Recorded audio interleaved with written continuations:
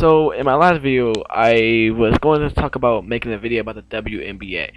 Um, this is something that I wanted to talk about for a long time. I usually discuss it off the mic, like off cam or whatever you want to call it. That's why I usually discuss stuff like this, probably by myself. But in in different tones, there's a lot of things that I have a problem with as long as with the WNBA. And it all comes from this some a lot of fact that I miscorrected for a long time that they wanted to get paid like NBA players. That was the thing I messed up for a long time. I was like, no way, Nick, these guys will be getting paid the same as LeBron James and Kobe Bryant and these guys who got 50, $40 million deals a year, 30, $40 million a year, right? So the argument came up that they wanted the same amount of revenue, and that's easy to change. Like anybody with a common mind would know that they would never be able to achieve that. If you know anything about WNBA, which I'm pretty sure that most people don't know about WNBA, is that they don't make any money. It's a person who doesn't even know anything about sports. You can just search it up on Google. They don't make any money, and a simple contributor is like a lot of teams are already losing money, and if you start playing players more money, the team makes less money. And they already had many teams close down and change and move places. The chances you see an NBA team or an NFL team or an NHL team or an MLB team move because they're not making any money is way close to none. The WNBA seem to switch teams around like Schultz. It's like every couple of years they have a team moving or a new team being added, like the MLS. But the MLS does it because they're making more money. The WNBA does it because they're losing money. They're so weird when we're talking about making more money. You try to make your team lose more money than they already are. Now, that's not unreasonable to ask for more revenue but they're making less money. The NBA makes like over a billion dollars of profit. I think they make a lot of money in the NBA, right? The NBA can't pay these players 50% of the revenue. It's because they make a lot more money and they have better quality things. So of course, people are forever going to watch it. Just like you get other leagues come and try to jump in, other basketball leagues try to jump in, they're not gonna make the same amount of money, right? The thing about the NBA is that they're such a special league. They make the most money out of any league in the world. So actually, right here I'm wrong. The NFL makes the most money out of any league in the world. So just had to correct myself by going with the video. Basketball is one of the biggest growing sports across the world.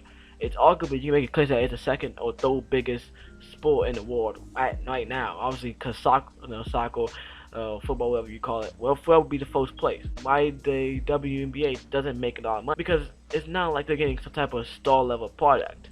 And the thing that we love about the NBA are things like posterized.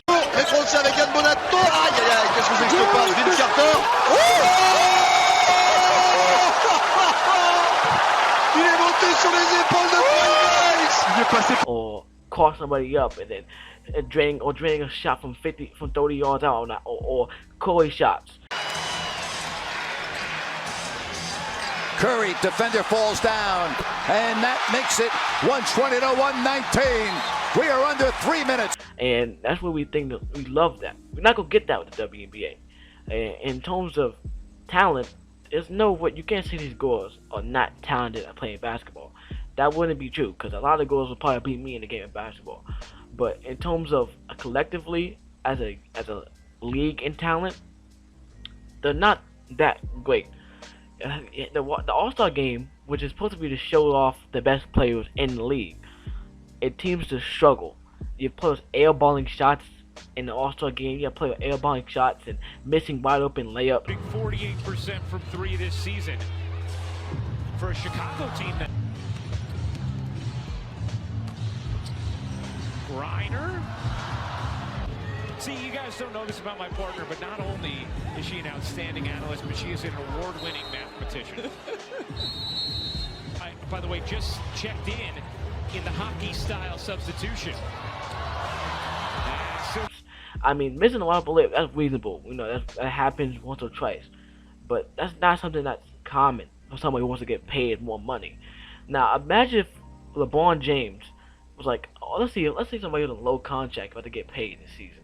Let's say like a Luka Doncic about to get that was out here missing wide open layups consistently, but he had talent. He would not be getting paid a lot of money.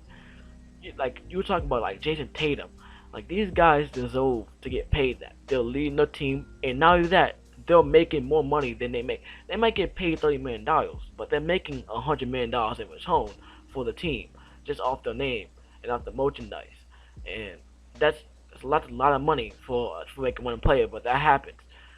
The WNBA would never touch. I think they make about $60 million a year, and but they're losing money. I think they're losing like $12 million a year, something around that price. I think Adam Silver said that. So in return, they're spending more money than they are was receiving. And if you know anything about economics or making a business, is that you cannot possibly lose more money than you make and then have substantial business. The league gonna fall out. And without the NBA, let's say this, if the NBA was gone, the WNBA would be gone too.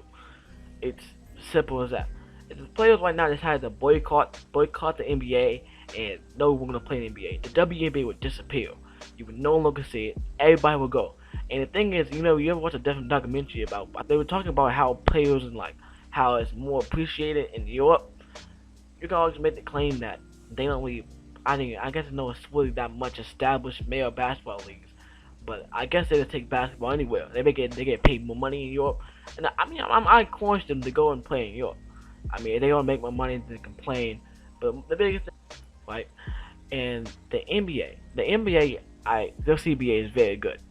It's called a collective bargaining agreement, and their CBA is really good. They get paid a lot of money. They get paid a lot, and they're living very, very good because of this high revenue they had. And they can even go up and say, "I'll make more money." I was going to happen this season, but it happens like every couple of seasons. I think I was holding my mic. My mic has a problem or something, but they're going to make based on CBA. They're going to make more money.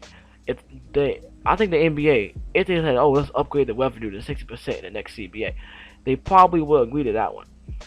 But in terms of making CBA, that's up for your own league. You settled for that 30%, and that's a problem that they have to address as not only as a league, as a players union. They have to determine if they want to make more money, because they just hopped out of CBA. I think this year or maybe last year they hopped out of a CBA and renegotiated.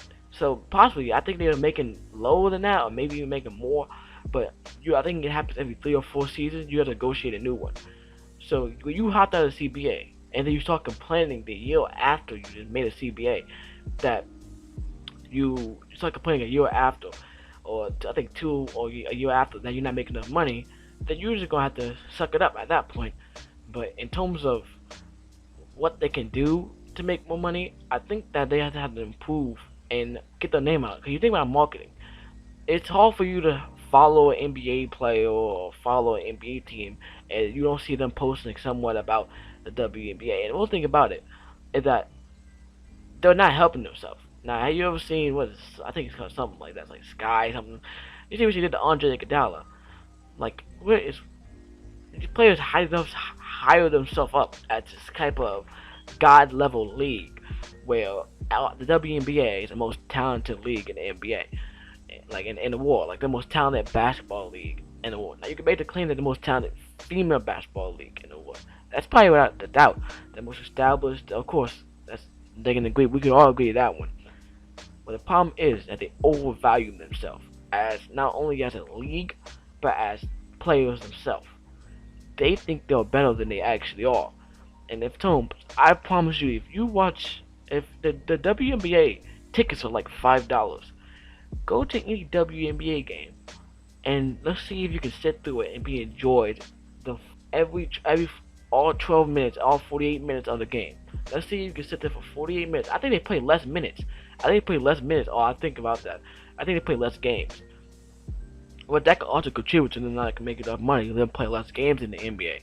But in terms of, let's see if you sit in a WNBA game for 48 minutes, I think in 12 minutes, it's always just basic rules of basketball. If you sit there for 48 minutes and enjoy the product, and you would decide to come back for game two, and then maybe they would make more money.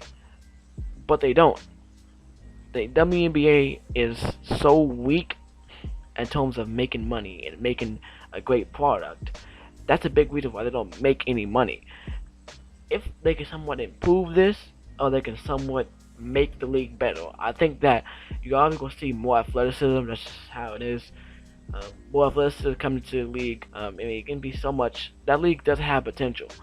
I think it just takes some time. They're not that long established. I think the league started in 1996, and I think that could be a big problem too. Is connectivity. How much people are really connected to this league? The WNBA been out. The NBA been out for a long time. The NFL been around for a long time. These leagues is just like FIFA, like the World Cup. The World Cup is gonna be the biggest event every 4 years. Now, because of connectivity, how you connected to the team, or you connected to the league, or you connected to some of the players. If you are that, then that could really make a step up as long as a league and as a team. That gonna take like at least 10 or 10, 20, 20 more years. I mean, by the time the WNBA is making some type of profit, I'm probably gonna be 30. Right now, I'm currently 15, so I'll probably be like 30, 40 years old when the WNBA comes to sun. But if it is even still around, because I don't know, maybe something else hops up. But for right now, I don't know why this argument is even happen by making more money. Well, you know your league's not making any money. It's kind of like the FIFA. It's kind of like the women's war U.S. team. Even though they are superior to the men's team in terms of success and notability, uh, they're never gonna make the same amount of money just based off how much the event actually paid. The World Cup, the women's World Cup makes way less than the men's World Cup. And I was talking about connectivity. It's not something that's connected to it. And in terms of the Women's World Cup probably would be big when, of course, when women get more freedom to play sports and all that. But that's not me. But that's a completely different video, a completely different topic. Um, Other than that, in terms of finishing this video off, if the WNBA wasn't making money, they would need to improve not only profit. The players they need to improve profit, notability, marketability, and that's the things they need to do if they want to have a successful league. But for now, I think they just might need to suck it up and wait it out, and try to gain more notability, get some market attached to their names, and once they do that, then they can probably make some profit. But for now, um, it's your boy Ghosty. I'll probably see y'all in 1 to 2 days. I'm actually uploading. I think I'm gonna upload this tomorrow. I just uploaded a video today.